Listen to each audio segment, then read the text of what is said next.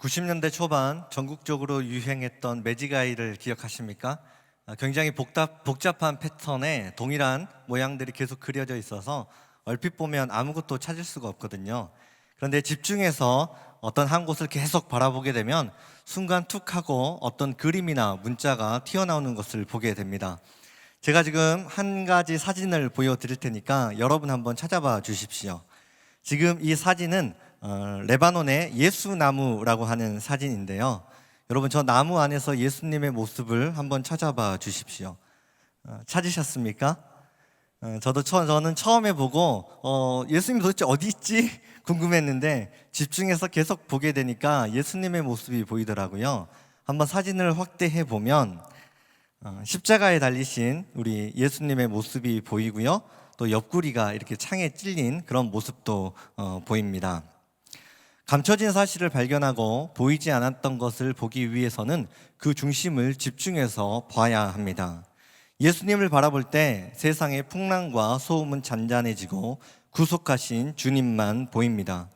우리의 진짜 갈망은 예수님을 향한 목마름이고 예수님 안에서 모든 것은 완전해질 수 있습니다.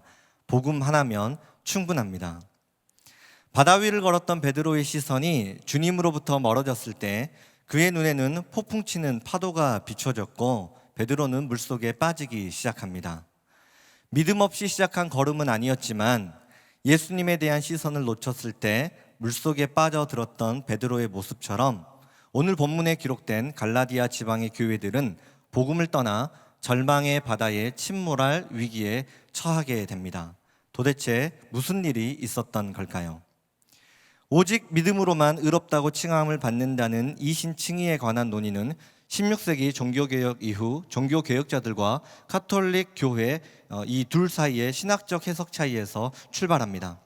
하지만 근원적으로 이 주제는 초대교회 구성원이었던 유대인 출신 기독교인과 이방인 출신 기독교인 이 둘 사이의 갈등에서부터 시작합니다. 바울은 주 45년경 1차 선교를 하면서 비시디아 안디옥, 이고니온, 루스드라, 더베 지역 등을 방문하며 교회를 세웁니다. 이 지역 전체를 갈라디아 주라고 부르고 오늘 본문은 이 지역에 있었던 교회를 대상으로 기록한 서신서입니다. 바울이 갈라디아 지방을 떠나고 대략 3년에서 4년 정도가 흐른 뒤에 극단적 유대주의자들이 나타납니다. 그들은 내가 전하는 복음은 오리지널 예루살렘판 복음인데 바울이 전한 복음보다 원조다, 이렇게 홍보를 하면서 일명 다른 복음을 전합니다. 그들이 주장하는 다른 복음은 예수님을 믿는 믿음과 동시에 율법을 지켜야 구원이 완성된다는 주장입니다. 이들은 자신의 주장에 설득력을 더하기 위해 사도 바울의 사도권을 문제 삼습니다. 또한 바울을 향해서 사람들에게 인기를 끌기 위해 어려운 율법을 배제시켜 복음 자체를 희석시킨 아첨꾼이라고 비난합니다. 율법을 지키지 않으면 구원을 받을 수 없다라고 하는 이 거짓말에 교인들의 신앙은 흔들리기 시작했고 갈라디아 지방의 교회는 집단적으로 배교할 위험에 놓여졌습니다. 오직 믿음으로만 구원을 받는다는 이 구원의 진리, 복음의 진리를 바울은 어떻게 지켜낼 수 있을까요? 바울은 자신이 전한 복음의 뿌리, 복음의 시작이 하나님에게 있다는 사실을 통해 복음을 변증하고 그들의 믿음을 독려합니다. 본문 1절입니다. 사람들에게서 난 것도 아니요 사람으로 말미암은 것도 아니요 오직 예수 그리스도와 그를 죽은 자 가운데서 살리신 하나님 아버지로 말미암아 사도된 바울은 자신을 사도로 부르신 분이 하나님이심을 먼저 밝힙니다. 하나님은 바울을 부르셨고 바울에게 복음을 전하게 하셨습니다. 그 복음이란 예수님을 믿는 믿음으로 구원을 받는다는 진리입니다. 본문 6절을 보면 그리스도의 은혜로 너희를 부르신 이를 이렇게 시작됩니다. 바울은 그리스도의 은혜를 말합니다. 여기에 기록된 은혜는 헬라어로 카리스인데 예수님의 십자가 사랑 안에서 발생하게 된 모든 결과물들의 시작과 본질을 의미하는 단어입니다. 다시 말해서 갈라디아 교인들은 어떻게 구원받을 수 있었는가? 그리스도의 은혜입니다. 이들이 지금 누리고 있는 믿음의 가정, 신앙생활, 직장생활 등 이 모든 것이 예수님의 은혜에서부터 시작되었습니다. 한 죄인된 인간이 어떻게 하나님의 자녀가 될 수 있습니까? 예수님의 십자가 구원의 빛이 비춰질 때에 우리의 존재가 하나님의 자녀가 될 수 있는 존재론적인 변화가 나타납니다. 이것을 간접적으로 보여주는 영상이 있는데요. 우리 준비한 영상 잠깐 보도록 하겠습니다. 시각벼랑의 한음이 도전. 맞은편에 엄마를 바라보는 한음이. 이때 웃음기 없는 표정으로 한음이를 바라보는 엄마. 몇 걸음 채 가지 못했는데 자신의 키보다도 높아 보이는 낭떠러지에 깜짝 놀란 모습. 아이고 아이고. 어쩔 줄 모르는 한음이 엄마에게 간절한 눈빛을 보내지만 되돌아오는 것은 엄마의 싸늘한 표정뿐. 무심한 엄마의 행동에 결국 시각벼랑을 건너지 못하고 제자리로 다시 돌아갔다. 그렇다면 반대로 엄마가 편안하게 웃는 표정을 짓는다면 아이들은 어떨까? 조금 전 실험과는 달리 한박 웃음을 짓고 있는 엄마. 엄마의 행복한 미소를 보자 덩달아 기분이 좋아진 연우. 그러나 이때 연우의 눈앞에 보인 것은 시각벼랑을 건너기 전 물끄러미 엄마의 얼굴을 바라보는데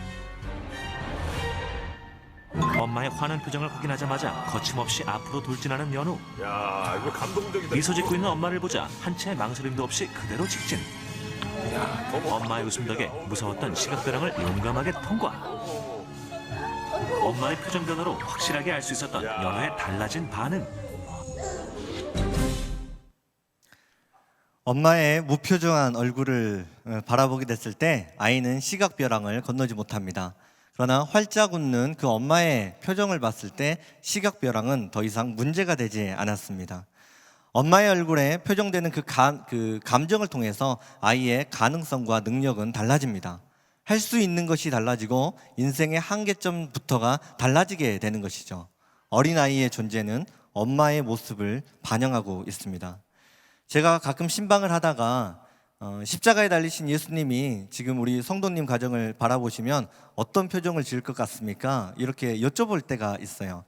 그러면 참 놀랍게도 많은 분들이 하나님이 좀 서운해 하실 것 같다, 화를 낼 것 같다, 실망할 것 같다, 이런 말씀들을 하십니다. 하나님에게 사랑받을 만한 어떤 자격과 조건을 찾기 때문에 그래요. 내 안에 이러한 부끄러움이 있는데 과연 이 연약한 모습도 하나님이 기뻐해 주실까? 내가 하나님께 사랑받을 수 있을까? 나의 연약함이 하나님의 시선을 가장 먼저 이렇게 사로잡는다고 스스로 믿기 때문에 하나님의 사랑과 긍휼을 깨닫지 못하고 누리지 못합니다. 그러나 하나님의 사랑은 사람의 행위에 의존하지 않습니다. 사랑은 감정이 아니라 본질적으로 하나님의 성품입니다. 우리의 실패는 하나님의 사랑을 가로막지 못합니다. 죄는 결코 하나님의 사랑을 빼앗을 수 없습니다. 하나님은 사랑이시기 때문입니다. 하나님의 사랑과 축복은 사람들의 행위가 아니라 사랑 그 자체이신 하나님의 존재에서 시작됩니다. 하나님은 예수 그리스도 안에서 조건 없는 사랑을 베풀어 주십니다. 십자가에 달려 죽기까지 날 사랑해 주신 그 예수 그리스도 은혜, 그 예수님의 십자가의 은혜 안에서 우리의 인생은 새로워질 수 있고 우리의 존재는 달라질 수 있습니다. 이것이 복음 안에 감춰져 있는 놀라운 하늘의 신비입니다. 갈라디아 교인들은 분명 이러한 하나님의 은혜를 받았습니다. 그런데 예상치 못한 상황이 펼쳐집니다. 다시 한번 본문 6절을 보겠습니다. 그리스도의 은혜로 너희를 부르신 이를 이같이 속히 떠나 다른 복음을 따르는 것을 내가 이상하게 여기노라. 갈라디아 교인들은 예수님을 만난 사람들이었고 주님을 향한 믿음의 고백을 드린 사람들입니다. 그러나 지금 구원의 반열에서 멀어지고 있습니다. 복음을 향한 그들의 믿음이 너무 가벼웠기 때문입니다. 그 얄팍한 믿음의 깊이로는 그들에게 주어지고 있는 이 박해와 어떤 시련과 유혹으로부터 신앙을 지켜낼 수 없었던 것입니다. 우리가 이렇게 신앙생활을 할 때가 얼마나 많이 있습니까? 예수님을 향한 믿음도 있고 예배 가운데 은혜도 받고 때로는 도전도 받습니다. 그럼에도 불구하고 우리가 흔들린다는 것이죠. 갈등한다는 거예요. 분명하게 받은 감동이 있고 은혜가 있고 도전이 있었음에도 불구하고 이전의 마음, 이전의 절망, 이전의 탐심, 이전의 타협, 이전의 두려움과 허영심, 그 과거로 회귀하고 싶은 순간이 있다라고 하는 것입니다. 예수님 말고 무언가가 더 필요하다고 느껴질 때, 예수님보다 내가 처한 문제가 더 크게 보여질 때, 예수님 한 분만으로 충분하지 않다고 느껴질 때 우리의 믿음과 우리의 신앙은 그렇게 흔들린다라고 하는 것이에요. 그런데 바울은 이렇게 흔들리는 갈라디아 교인들을 보며 내가 이상하게 여기노라 말합니다. 여기에서 이상하게 여긴다는 표현의 헬라어는 다오마조인데 눈앞에서 어떤 기적이 펼쳐졌을 때 깜짝 놀라는 그러한 상황을 묘사할 때 쓰는 단어입니다. 예를 들어서 홍해 바다가 갈라졌을 때 깜짝 놀라는 것처럼 바울의 입장에서는 예수님의 은혜를 경험하고도 다른 복음을 쫓아서 그렇게 떠나버리는 그 성도들을 바라봤을 때 화가 난다는 거예요. 어떻게 이럴 수 있지? 너무 당혹스럽다라고 하는 표현입니다. 그리스도의 은혜란 도대체 무엇이길래 바울이 이렇게 당혹스러워할까요? 존 오트버그의 평범 이상의 삶이라고 하는 책을 보면 톰 슈미트라고 하는 친구가 경험한 한 일화가 소개되어 있습니다. 요양병원에서 혼자 지내고 있었던 89세의 할머니를 돌보게 됩니다.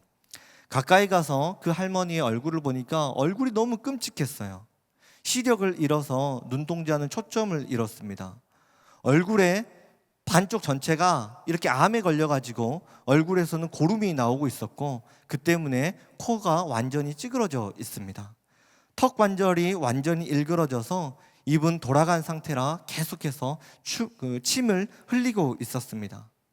암의 통증이 찾아올 때면 그 온몸을 비틀면서 그 끔찍한 참기 힘든 고통을 견뎌야 했습니다. 자신을 돌봐주는 아무런 가족이 없이 25년 동안 그렇게 혼자 요양병원에서 생활하고 있었던 할머니였어요. 어버이날이 되어서 할머니에게 꽃 한 송이를 선물하는데 그 할머니가 가눌 수 없는 몸을 애써 힘겹게 일으키면서 그 꽃의 향기를 맡으며 이렇게 이야기를 합니다. 고맙습니다. 아름다운 꽃이군요. 그렇지만 이 꽃을 다른 사람에게 줘도 될까요? 저는 눈이 멀어서 앞이 보이지가 않거든요. 그렇게 정중하게 양해를 구하고 그 꽃을 다른 사람에게 건네며 말합니다. 이것을 받으세요. 예수님께서 주시는 꽃입니다. 이 모습을 보며 이 할머니는 보통 분이 아니시구나, 이것을 느끼게 됩니다. 3년간 매주 일주일에 한 번씩 할머니를 만나면서 문득 할머니는 낮인지 밤인지도 모르면서 어떻게 그렇게 그 냄새나는 방 안에서 25년을 넘어서 도대체 무슨 생각을 하시며 사실까 궁금해졌습니다. 그래서 할머니께 여쭈어 봅니다. 할머니, 누워서 매일 무슨 생각을 하세요? 예수님에 대해서 생각을 하지요. 단 5분도 예수님에 대한 생각으로 집중하지 못했던 자신의 모습을 부끄럽게 여기며 다시 여쭤봅니다.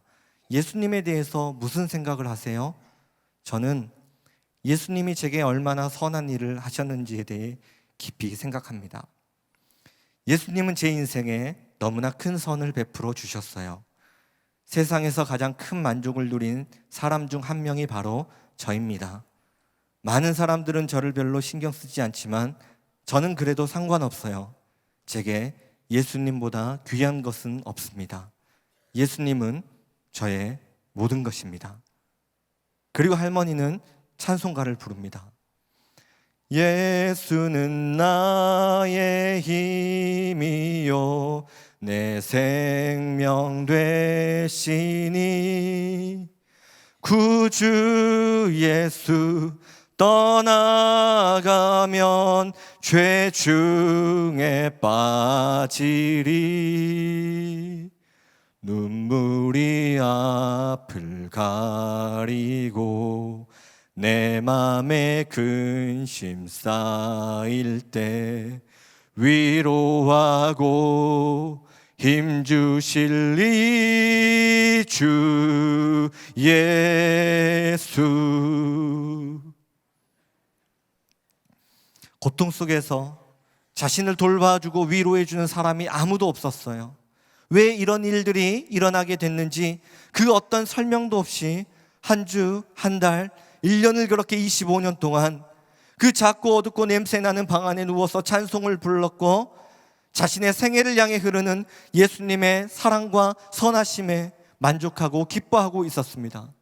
고통스러운 질병도, 몸서리 찾을 만한 고통과 외로움도, 심지어 비참할 정도의 초라함조차도 예수님의 은혜를 생각하는 사람의 평안을 빼앗을 수 없습니다. 예수님의 사랑을 받는 사람의 기쁨을 뺏을 수 없고 예수님의 선하심을 맛본 사람의 만족을 빼앗을 수 없습니다. 예수님이 나에게 베풀어 주신 그 은혜 안에서 영혼의 만족을 누리는 것이 복음입니다. 그 복음 안에 은혜가 있고 평강이 있고 완전한 구원이 있습니다. 그래서 바울은 본문 7절을 통해 말합니다. 다른 복음은 없나니 다만 어떤 사람들이 너희를 교란하여 그리스도의 복음을 변하게 하려 함이라.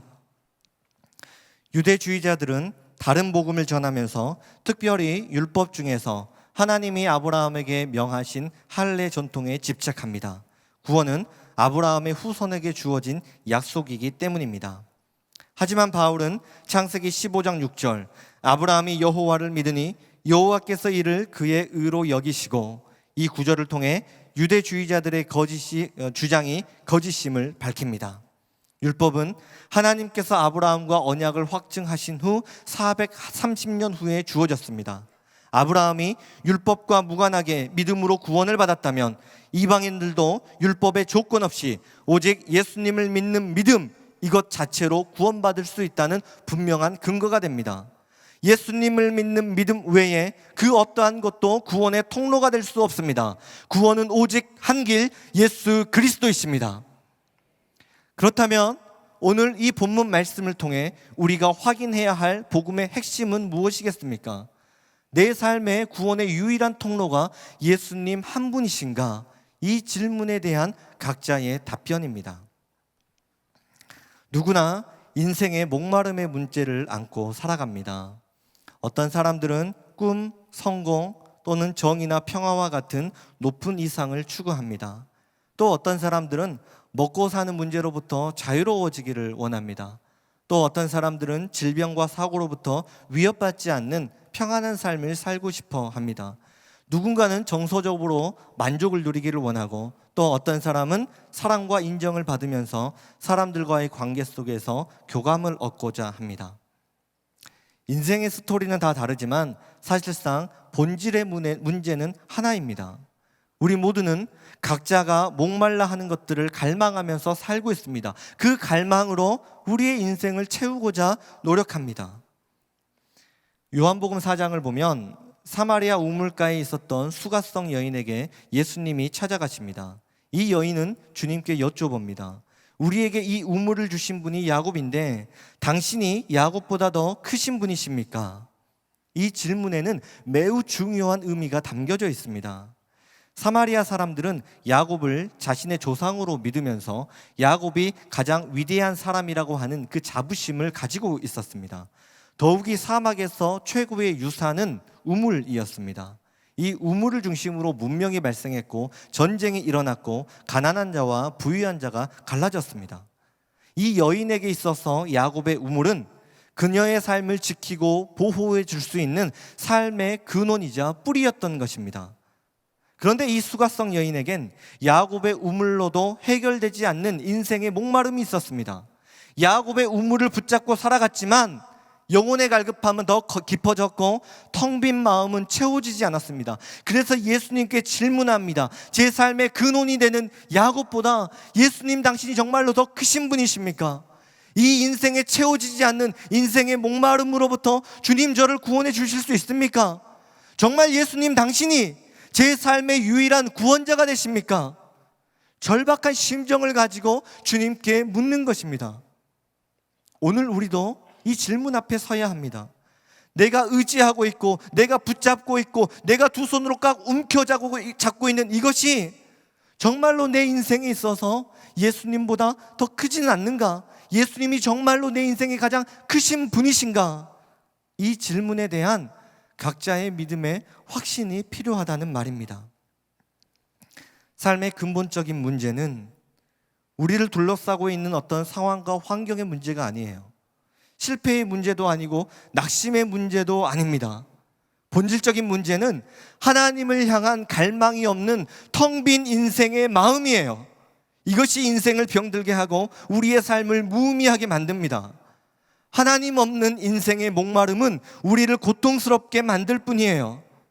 주님은 예레미야를 통해 말씀하셨습니다. 내 백성이 두 가지 악을 행하였나니 곧 생수의 근원되는 나를 버린 것과 스스로 웅덩이를 판 것인데 그것은 그물을 가두지 못할 터진 웅덩이들이니라. 생수의 근원 되시는 주님께로만 얻을 수 있는 것을 버리고 물을 저축할 수 없는 터진 웅덩이를 구하는 것입니다. 아무리 성실하게 여러분의 인생을 부어보십시오. 여러분의 시간을 쏟고 에너지를 부어보세요. 그것은 터진 웅덩이에 불과한 것입니다. 노력했지만 결코 담을 수 없는 터진 웅덩이에 불과한 것이에요. 주님의 백성들이 복음의 진리를 떠나서 하나님을 향한 잃어버린 것, 말씀 앞에서 내 인생의 길을 찾고자 하는 열망이 사라져버린 것, 이것이 바로 우리가 해결해야 되는 문제의 본질입니다. 하나님의 사람들이 주님의 손끝에서만 빚어지는 그 은택을 바라고 인생의 축복과 문제 해결만을 구하는 태도, 이것이 우리의 신앙을, 우리의 인생을 병들게 만들 뿐이에요. 하나님이 없는 축복, 하나님이 없는 성공은 우리를 파멸시킬 뿐입니다. 바울은 이 사실을 너무나 잘 알았기에 본문 8절과 9절을 통해 그러나 우리나 혹은 하늘로부터 온 천사라도 우리가 너희에게 전한 복음 외에 다른 복음을 전하면 저주를 받을지어다. 우리가 전에 말하였거니와 내가 지금 다시 말하노니 만일 누구든지 너희가 받은 것 외에 다른 복음을 전하면 저주를 받을지어다. 죽음 너머의 세계에서 우리에게 남겨진 가장 중요한 것은 단 한 가지입니다. 예수님과 맺은 우리의 관계뿐이에요. 주님이 나를 아시고 내가 주님을 아는 것, 이것 외에 죽음의 경계를 넘어설 수 있는 그 어떤 것도 존재하지 않습니다. 그런데 왜 가장 중요한 그 복음의 진리에 여러분의 마음을 두지 않습니까? 복음 하나면 충분하다는 이 표현이 아직도 추상적이고 모호적인 그런 이야기로 들리십니까? 주님을 향한 깊은 사랑이 없기 때문에 그래요. 사랑하지 않는 사람에게 사랑만큼 추상적인 표현은 없습니다. 사랑만큼 모호한 개념도 없지요. 그러나 사랑하는 사람들에게 사랑은 매우 실제적이고 자신의 모든 것을 바칠 수 있는 구체적인 행동이 됩니다. 바울은 이러한 하나님의 사랑을 본문 4절을 통해 고백합니다. 그리스도께서 하나님 곧 우리 아버지의 뜻을 따라 이 악한 세대에서 우리를 건지시려고 우리 죄를 대속하기 위하여 자기 몸을 주셨으니, 예수님은 인생의 모든 목마름으로부터 나를 구원하시기 위해 십자가에 당신의 몸을 던지셨습니다. 머리에는 가시 면류관이 찔리고 두 손과 두 발에는 대못이 박히고 옆구리에는 창이 찔려 모든 물과 모든 피를 다 쏟으신 후 그 십자가에 매달려 마지막 숨이 끊어지실 때 우리 주님은 기뻐하셨습니다. 왜냐하면 창세전부터 우리는 예수님의 기쁨이기 때문입니다. 하나님은 우리와 사랑의 교제를 나누기를 원하십니다. 예수님이 누구이신지 알려주기를 원하시고, 때로는 우리가 주님의 마음을 나눌 수 있는 친구가 되고, 때로는 우리가 주님의 거룩한 신부가 될 것을 기대하셨습니다. 그렇게 주님이 나를 아시고 내가 주님을 알아가고 닮아가는 그 순간을 기대하며 예수님은 십자가 위에서 기뻐하셨습니다. 오늘 본문 말씀을 준비하면서 때로는 세상의 즐거움이 더 좋아서 주님과 더 깊은 만남의 자리로 들어가기를 주저했던 제 모습이 너무 부끄러웠습니다. 도저히 예수님 십자가 사랑을 감당할 자신이 없어서 마음으로 이렇게 고백했습니다. 주님, 저는 주님의 십자가 사랑을 받을 만한 그런 존재가 되지 못합니다. 하나님, 저는 언제나 제가 당하는 고통이 제일 힘든 것처럼 느껴집니다. 겉으로는 괜찮은 척하지만 속으로는 사람도 싫고 환경도 싫고 하나님도 싫을 때가 너무너무 많이 있습니다. 지금도 세상의 욕심과 유혹 가운데 하나님 믿음의 반석에 뿌리를 내리지 못하고 이리저리 흔들리고 있는 믿음이 바로 저입니다. 이렇게 고백했을 때 주님이 마치 이렇게 말씀하시는 것 같았어요. 현이라, 너는 언제쯤이면 나에게 올 수 있을까? 얼마나 너 자신을 그렇게 몰아붙여야 사랑받을 자격이 생긴다고 생각하니? 너의 연약함은 내가 씻어주고 너의 목마름은 내가 채워줄게. 지금 있는 그대로, 네 모습 그대로 나에게 오지 않을래? 그리고 주님은 본문 3절을 통해 말씀하셨습니다. 우리 하나님 아버지와 주 예수 그리스도로부터 은혜와 평강이 있기를 원하노라. 여기에서 평강은 샬롬인데 두려움이 없는 완전한 만족을 의미합니다. 예수님은 우리의 무너진 마음을 이해하시고 우리의 고통 속에 찾아오셔서 그것을 이겨낼 수 있는 평강을 허락해 주십니다. 바다를 항해하는 배가 폭풍을 만났을 때 뒤집어지지 않는 이유는 바닥추라고 불리는 배에 벨러스트가 있기 때문입니다. 바닥추가 배의 수면 아래를 무겁게 눌러줘서 폭풍 속에서도 중심을 잡고 배가 뒤집어지지 않는 역할을 합니다. 중요한 것은 내부의 중심에 채워진 깊은 무게입니다. 우리의 영혼도 마찬가지입니다.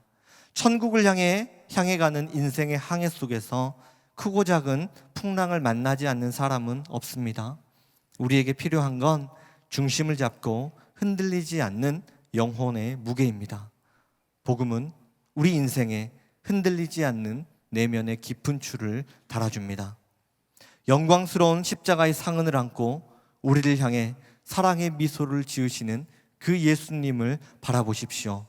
모든 것은 예수님으로부터 시작되었고 예수님 안에서 완성됩니다. 복음 하나면 충분합니다. 기도하겠습니다. 하나님, 오늘 말씀을 통해 우리는 창세전부터 주님의 기쁨이었음을 깨닫게 하시니 감사합니다. 예수님의 십자가 사랑을 받았지만 조그마한 시험이 오면 쓰러지고 넘어져서 스스로 자신에게 실망하고 낙심했던 그 순간조차도 주님은 여전히 나를 사랑하고 아껴주신다 말씀해 주셔서 감사합니다. 하나님, 아무런 자격이 없어도 아무것도 가진 것이 없어도 더 이상 희망이 없어 보여도 하나님이 나를 품으시고 사랑해 주시는 그 주님의 사랑을 받았사오니 이제는 승리하며 살겠습니다. 우리의 가슴에 주님 사랑 가득 안고 살아가겠습니다. 하나님이 내게 맡겨주신 가정을 변화시키고 직장을 변화시키고 공동체를 섬기며 승리하며 살겠습니다. 주님, 우리를 붙들어 주옵소서. 예수님 이름으로 기도드립니다. 아멘.